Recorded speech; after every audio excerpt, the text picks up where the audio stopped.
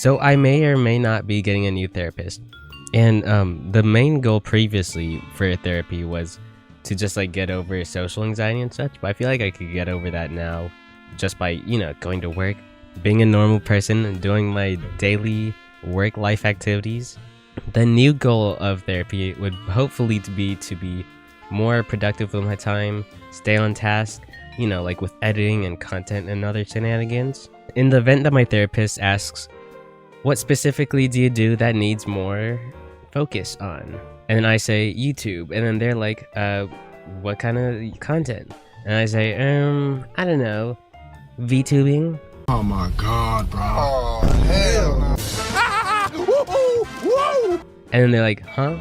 I would have to explain that on the fly, which is not good because I'm no good at explaining things, and I have a stutter, so quite the wombo combo, not good. So I thought I'd do a little bit of research and present it in a way that's digestible to people who aren't in the know to know, If there are any VTuber fans already watching this, feel free to correct me if I get anything wrong. It's probably gonna happen, so if there is anything to correct, then I'll just pin in the comments or in the description. So thank you. So let's start with the definition. As defined by Wikipedia, VTubers are online entertainers who typically are YouTubers or live streamers. They use avatars created with programs such as Live 2D, portraying characters designed by online artists. This definition can only take you so far, so I'm going to touch on this a little bit more with an example, using myself. So for a VTuber model, someone has to design it first.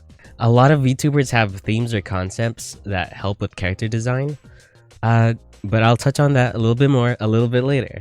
I drew this one up myself, so it's not gonna be super awesome, super professional grade level VTuber art, VTuber model art, but here's what I got. So basically, just take a gander and let me know if you see anything that catches your eye, anything that's a little odd, out of place, aside from any drawing mistakes, because I'm no pro at drawing.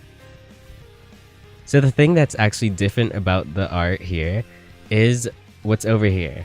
So basically, there's a lot of layers, and you may be wondering why so many layers. I mean, like, it's very simple looking, right? So check this out.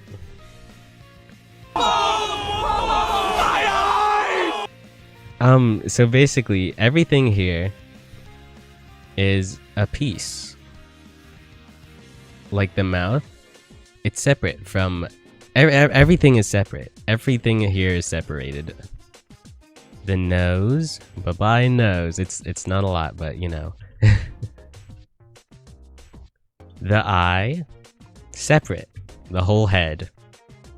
So basically, the reason for everything here to be cut into many layers and pieces, so when it gets sent to the next program, Live 2D, it's able to be rigged, warped, and meshed, and every other thing you could do. So allow me to show you another example by going over to Live 2D.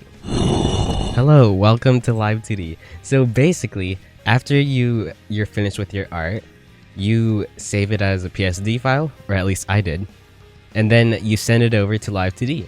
In Live 2D, you use the available tools in the app to distort pieces of the art in order to give the illusion that this 2D art is actually 3D and a 3D object. So, for example, check that out. We got the meshes over here, and you warp it, distort it, and do all that to make the art look like it's 3D. The end purpose of all this work over here is to send it out to another face tracking app of the person's choice. There's several face tracking apps. And then the content creator or person behind them, the model, can express themselves and such without having to show their real face. The purpose of people not wanting to show their face, there's multitudes of reasons. But I could explain some a little bit down the road, a little bit down the video, But for now, this is the example of how it's made. Fun fact, this isn't the only way to make a VTuber model. Remember how earlier I mentioned making a 2D illustration move like a 3D object? Some VTubers actually are 3D. It's a whole process by creating a model in Blender and then rigging it with bones and such, and then doing some more tinkering in Unity. I haven't done any 3D modeling work myself for a VTuber model, but I'll link this video by VanillaLog to better explain the process. I highly recommend it. It's a fun watch. It's time to further elaborate on themes and concepts. Hooray! So basically, a lot of VTubers have themes tied to their characters and content. For example, Ouro Kronni, the Warden of Time; Lucien Lunaris, the Vampire Wanderer; PorcelainMaid, a dude who's died and now possesses a porcelain doll; Mr. Underhill, the tea-sipping owlman. It's in his video intros, so I'm not sure if there's more to, his lore than being a tea sipper. Chibidoki, the magical cyber girl; Taledo, the fallen angel kicked out of heaven. There's a lot more examples and representation out there, but the ones listed here just happen to be on my YouTube. Because I watch them sometimes. Or clips of them. Oh, me? My lore? Well, thanks for asking. I'm a shopkeeping ghost. Not all VTubers have lore, but like a majority do. So one of my favorite non-lore having VTubers, as far as I know, is Static Tokyo. But what's the deal with VTuber lore? Thank you, I'm here all night. But really, what's the deal with VTuber lore? It's good fun. I don't know. So it can be convenient for jokes and bits. Sometimes you want to explain stuff from like real life, but you don't want to like dox yourself. Dude! For example, if I were to be working at my job, I could be like, oh, I was working at the shop selling stuff. I don't own a shop in real life, but here in the internet, I do. I don't actually sell stuff. And it's great for jokes and bits. Like example, somebody, I have no example. Lore can also be entertaining sometimes. Some VTubers out there have like lore videos. Lore movie, Vox Akuma of Niji Sanji, he had a lore movie. Or a feature film. I'm not exactly sure. I haven't watched it myself yet. And I probably won't because I just don't have the time. I work a job. I work at a shop like 24/7. If I ain't doing content, that doesn't matter though. But anyway, they have lore videos out there, and it's real fun. It's just fun, Who doesn't love some lore, right? But lastly, it's also great for branding. No, it's all branding.